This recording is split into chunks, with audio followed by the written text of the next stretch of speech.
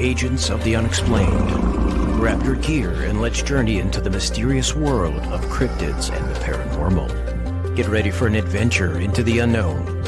Listen carefully as you're guided through the unexplained and cryptid phenomena that challenge our understanding of reality. Here is your host, Bill Rigby. Well, good evening. It is a new show that will start once a month, and I haven't really come up with a good name for it yet, but I'm going to let my guest host let her decide. Miss Sydney. Oh, thank you. I'm excited. I didn't know we would be naming it. Yes, because I can't think of a good name for it. We'll have to decide. Yes. So how you been today? We've been really good. I've been good. We've been busy. We've been doing readings earlier today, so I think the mood is set. Oh, cool. Yeah. That's good. I know we both were kind of thrown off for this evening, and that's a little bit my fault. No, it was both of us. It's okay. Yeah, but usually I send out a notice. I forgot. But that's okay. We got several things we could cover. With your psychic medium abilities, your metaphysical knowledge, I'm basically going to let you run the show. Sounds fun. Sounds like you might have to reel me back in because I just yap. That's not my fault. We're just going to let you go. Okay. But yeah, we I've been picking up on a lot more stuff since I started opening up more about it, and you told me a few things I should do, and I've done it, and it's helping. But with that ability comes challenges. Mm-hmm. And it does bother me with those challenges. Do I really want to deal with them? It can be kind of a big step because it's when you get into mysticism and gifts in that way, it's kind of like their glasses or goggles or the removal of a veil. And once you see everything for how it is energetically, you can never unsee it. Yes. That way. You are always seeing beyond what is just physically being promoted in a certain way. And that's kind of freaky at first. Yeah. Oh, and by the way, only need those to read. I'm so used to wearing them. So let me take those blinders off. But, the thing is that some people will get that and it'll totally freak them out. Mm-hmm. And I can understand that too. But they need some kind of guidance to help them with that? There are all kinds of ways it can happen for people because even just culturally, right? There are some places where in spirituality, it's all about community and it's very organized in a way where you go to your elders and you're initiated through your elders. If you're talking about like really practicing metaphysics and getting more in touch with that kind of thing. Yeah. But there are also differences between that and then being initiated or like guided into this world by spirit or by your spirit guides, your guardian angels, or a lot of people talk about near-death experiences as being a trigger point. We also know that depending on how many challenges you encountered when you were younger, a lot of times the extrasensory abilities that are developed were brought out because of some of those challenges, even though you're Right. like contracted spiritually to have those gifts in this lifetime. There are different experiences we have that kind of put us energetically in a place to make us recognize them. Right. But a younger person Mm-hmm. just experiencing this stuff, I'm trying to think of the right word. I don't want to say want to end up in the loony bin. They don't know who to talk to. Mm-hmm. And, well, like with your experience at a young age, Yeah. you know, and that worries me. Some of these younger kids. It Yeah. can definitely be like very othering. You feel like you are not part of the whole whenever you have these kind of abilities. There are times where you have that internal BS detector and you may be able to clock somebody from a mile away and know other people in the group.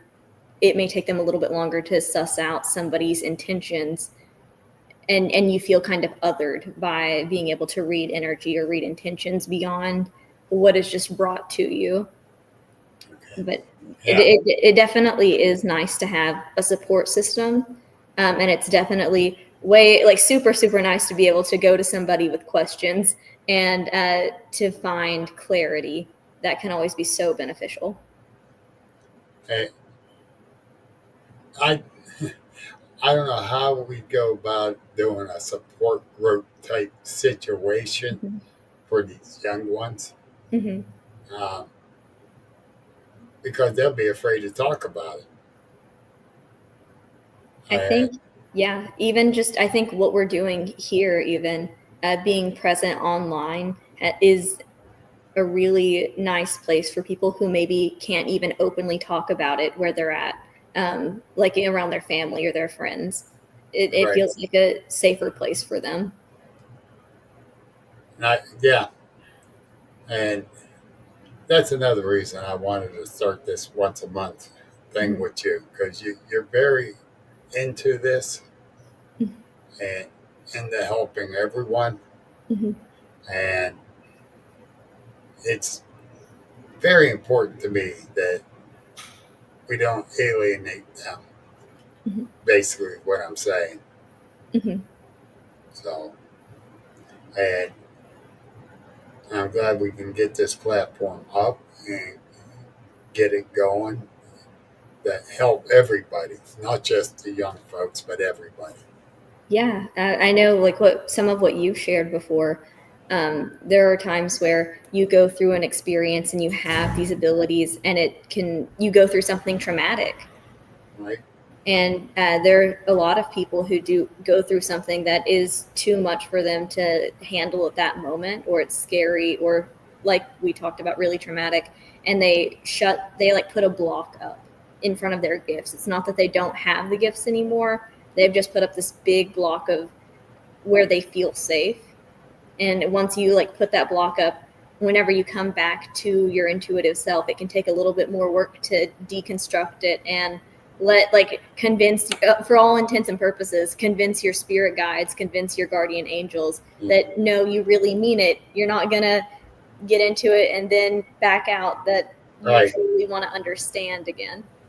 And that's the thing, too. I had to convince myself and my spirit guide Mm-hmm. for this. And that's a road hard travel. But yeah, I mean, I ain't BSing you. It's a very hard road to travel Mm-hmm. because you keep saying, no, I don't want to back out, but there's a possibility. And it's like, no, I really want to learn and be able to help others. And we're, we're going to learn Mm-hmm. more as we go on. And I've been picking up more and more and keeping an open mind with it. And, and it ain't easy. It ain't. Mm-hmm. Because I put that block up years and years or years ago. Mm-hmm. 52 years ago. Jeez. So yeah. how has it been starting to reestablish your connection with your intuition? I'm catching other people's feelings. Mm-hmm.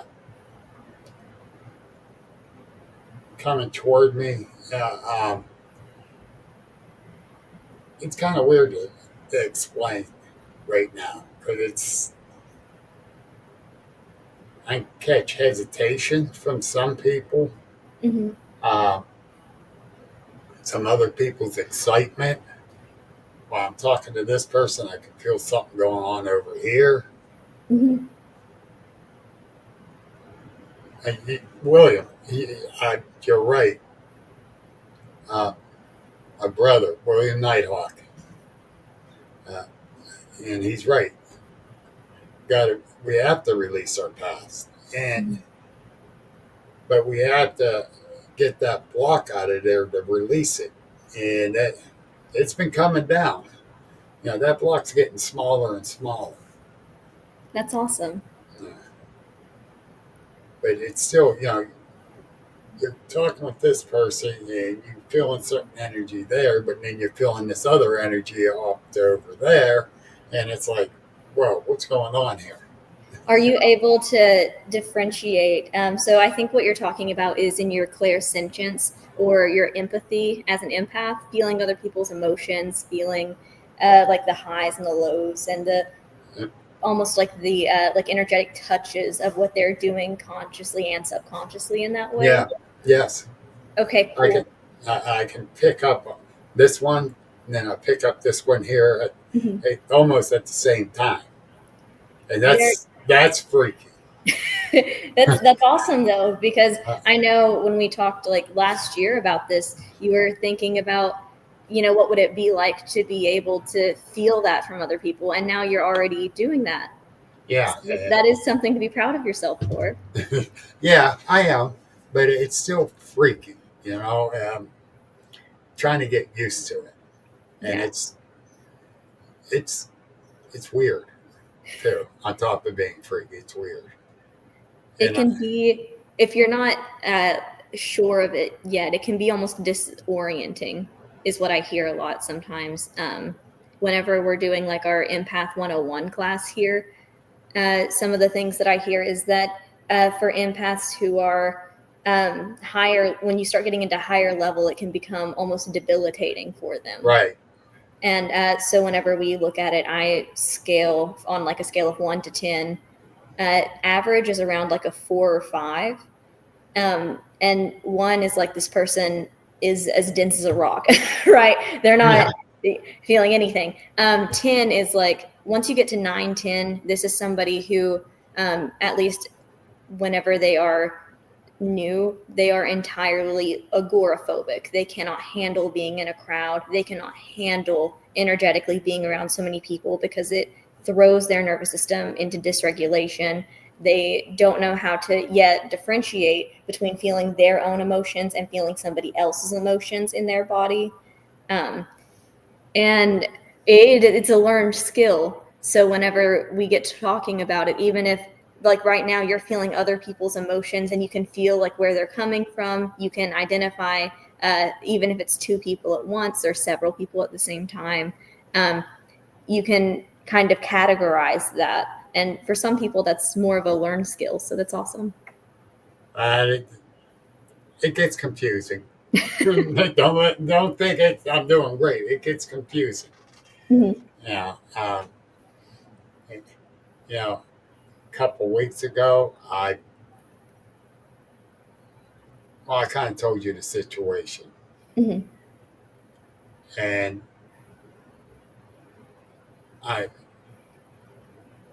there's a couple others over here, and I was picking up on some of their vibes.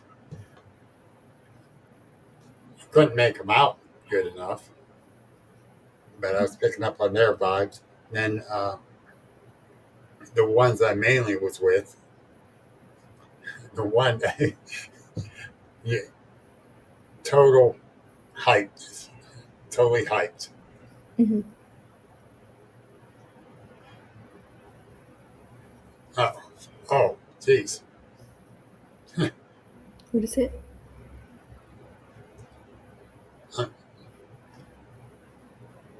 He goes, he's lucky because he had no choice in his path in Mm-hmm. spiritual power. Bill, you know you are gifted and have the ability for it to grow. Yeah, that's true. Mm-hmm. And my First Nation brother, from day one, it was his. And, uh, uh, hi, Kurt. Kurt says hi to you too, Sydney. Thanks for your time today. Oh, well, Uh, not my but time. I'm just hanging out. Thank you. yeah, she had to remind me. I did. We both didn't have any kind of alarm set, and then in the middle of I'm in my store here, and in the middle of getting things ready to lock up for the night, I was like, I didn't even message. I just called and I was like, "Hey, Bill, didn't we have something?" She did. Mm-hmm. And it's like, oh, uh, oh, my psychic ability was not working too good. That's okay. Uh, It happens like it's supposed to. yeah. Uh, hey, Renee. Uh, and yeah, that's the thing is that when you're picking up on the different vibrations and that from them, Mm-hmm. and it's kind of fun at times. Mm-hmm. Uh, like the one I said, she was like an energizer bunny. She just kept going, going, going. And you can feel her energy coming. And she might be a short distance away, but you can feel that energy right here, right on you. And it's like, wow. And then it's like, I'm glad I don't have that kind of energy. That was too much. Some people are generators. Oh, Renee, you know who we're talking about. Uh, I but think I think another kind of interesting empath when we look at it is the reverse empath, and these are like quite rare. I haven't seen them nearly as often. They're way more rare than empaths. And a reverse empath is somebody who, instead of like taking in the energy of others by terms of empathy and absorption and like taking on the grief or having like so much compassion in the way that empaths do, that's the reason that they're so sensitive in their energetic body and they just feel so much, is that sensitivity. With reverse empaths, it's like if you took that and forced it outward. And so anything that the reverse empath feels, everybody is going to be feeling that. oh, wow. Unless you are fully good, fully protected from that. Thank you. The reverse empath is absolutely very difficult for people who are sensitive empaths to learn how to interact with until they have learned how to have very firm boundaries. Exactly. Mm-hmm. Exactly. And the thing is, can they control that to a certain point? Absolutely. It takes, like anything else, what you put into it, you will reap from it. It's one of the golden rules. It's part of working towards it. And there are, of course, things that we innately have. And whenever we're looking at developing our psychic abilities, these are things that we are born innately knowing for the most part. Right. it's removing the veils and blockages and judgments and the, like you said earlier, feeling like you're going to go in the cuckoo house, kind of feeling of the judgment from others and of what we're told is or isn't real. Whenever we're able to sift past that and look for the grains of truth in everything and feel and connect energetically, you are already trusting yourself, trusting your intuition more, and your psychic abilities will naturally start to level up. And once you get to a certain point, then it is important to find some clarity and see what you need to do to go further. But there's always that ability to keep growing. I don't think there's now, it. As an empath, collecting the stuff coming into them. Like, I'm going to use Renee as an example. She is a magnet to Bigfoot. Seriously, she is. I love it. And I did a reading for Renee at your event, not this year, but the year before. And she was amazing. It was very fun. Renee, was you at that one? I don't think she was. She might have been. Renee, I don't want to get on my phone. Pasternak, right? No, that's not her. I know who you're talking about. Okay. Different. Yeah. Her sister is the Energizer Bunny. Oh, okay. Okay. Yes, her sister is the Energizer Bunny. And that's what I call her, too. And actually, she's going to be my MC to my show next year. Well, good. That's awesome. But, yeah, Renee Pasternak. That's a great family there, too. Very, very good family. I did not know you gave Renee a reading. Well, it sounds like it was Tina, right? Yes. There we go. Yep. Here we go. Had to find it. Yep.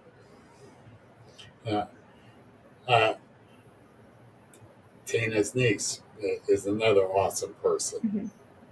And she works with the handicapped kids. And she got several awards in the last year for outstanding work she does with them. That's awesome. A young girl doing that, I'm impressed. But anyhow, yeah, that, she is a magnet to Bigfoot. They do attract to her. Now with the empath, each ability is a little different. Am I right? So whenever we're looking at psychic abilities as a whole, everything is kind of like an umbrella, or I like to use umbrella terms. So we have our psychic abilities, and that is everything. That is all four clair senses and the ways that they can interact with each other. And then under that umbrella, we have our clairvoyance, claircognizance, clairsentience, and our, did I say clairvoyance, clairaudience, clairsentience, and claircognizance? So we have our four psychic abilities, our psychic sight, psychic hearing, psychic knowing, and our psychic feeling, which is our empathy, the clairsentience. And then even further down from those, you can get a little bit more niche into the ways that they blend together. And you start to be able to utilize more of your senses than just fall under that. So a lot of people talk about being able to smell perfume or pipe smoke, or be able to smell herbs or sulfur, different stuff like that. Whenever you're like on the astral plane, or depending on what's going on, you can get that psychic sense of smell. So they're all a part of the bigger whole. And whenever I teach my psychic development course and we're talking about it, I teach that there are two, it's kind of like genes. So you have two dominant and two recessive. So typically it can be a little variant, but it's a little bit more rare. So typically if you are a clairvoyant, you are a clairsentient. So if you are an empath, then you are a clairvoyant. You feel and you see, and those are going to be the two things that go together and are most prominent for you.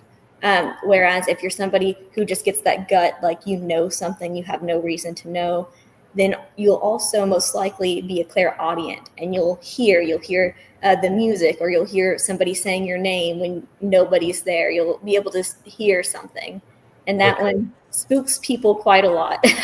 Yeah. A lot more than just the gut knowing. But it's grouped kind of like that. But even though they're groups into, you'll have 2 dominant and 2 recessive. If you work to develop yourself, you can get all 4 up to par, up to where they need to be, up to where they're all really, really good. Oh, cool. Okay. Hey, I'm just beginning, to bring it back in.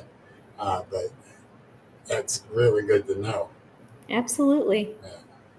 You know, to learn from. That's another reason we're doing this show, so I can learn more too. There's always more to know. Yeah. I learn more every day. Yeah. Not you. I do my best. You're my expert. No. But that's the thing. We're learning, and we're trying to expand it. Mm-hmm. And I don't want to feel like I'm pushing it, so I don't push it that hard. Mm-hmm. But at times I do. Like the one site we were at, Renee and Trina took me up there, and where all the deer skeletons were laying in a line, straight line. Oh, I love that. That still can't figure out why they were there. But anyhow, I wonder if it was like a person too, like dumping maybe, or if it was. I have no idea. But no. either way, that's a weird thing to stumble across. Yeah, they found it. They took me there, and they were saying they think they found a portal near there too.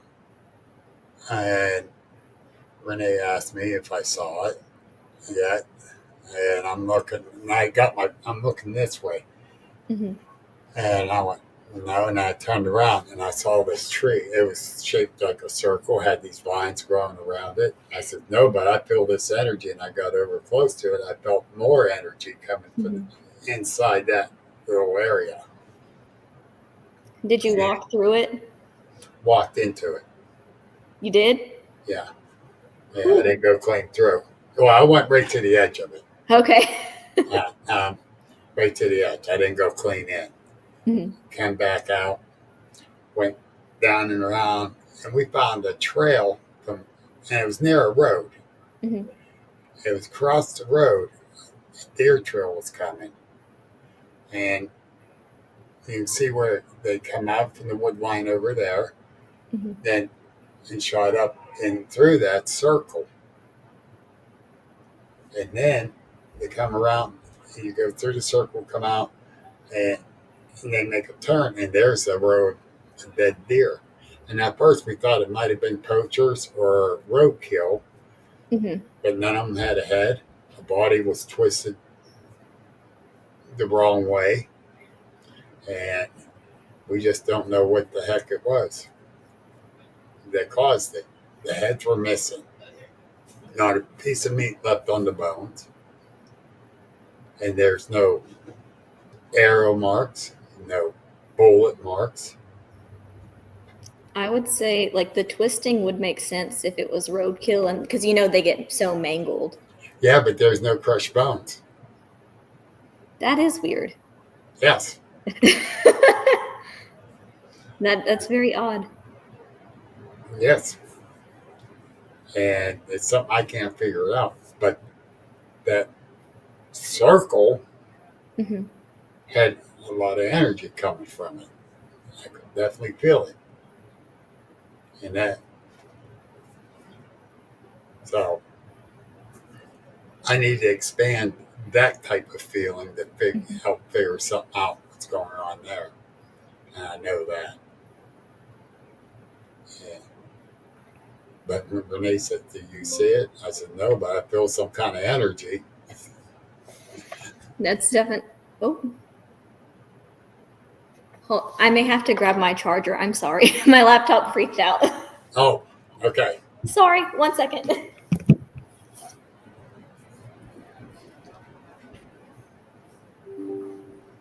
It'll be good. Uh-oh. Her computer's going down. Oh, this would be a good time to share this. May 22nd, $5 per night per person. It's primitive with the outhouse. We can shower at the main camp. Come check it out. It's awesome. May 22nd through the 25th at Salt Fork State Park Group Camp on Parker Road. And here you go for Sydney. Now, she hurry up and get her charger in. She might come back alive. No, we might have to use our psychic abilities to get her back. But she is internationally recognized psychic medium. And if you use the code Bill sent me, you get $5 off our reading. She is located in Ashland, Kentucky. But you can call her. The phone number is up there on the lower left side at 606-714-0852. Check her out. Yeah, it'll be good.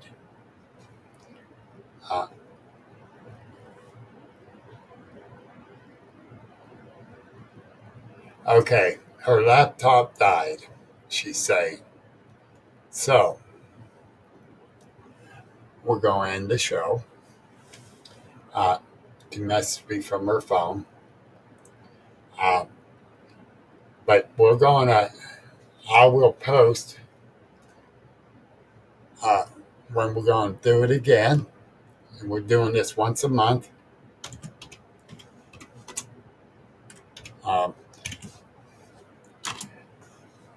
Sydney and I will decide.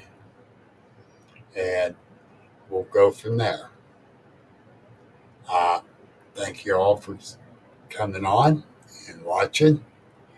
And we'll be back tomorrow night with Chuck, and I'm going to butcher his last name, Morangelo. He is the film director and producer of The Snarly Owl. The movie will be coming out soon, and we're going to be discussing it and what got him into to make the West Virginia cryptid. We'll definitely do that.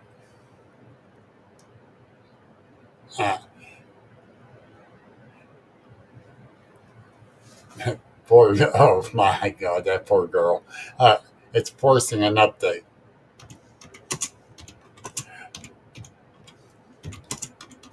I don't know where we're ending it.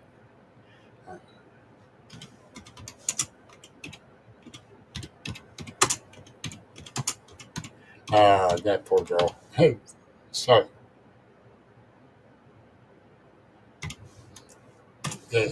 She is.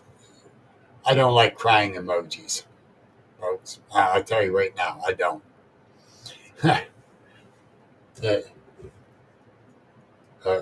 She ran out of power, and it's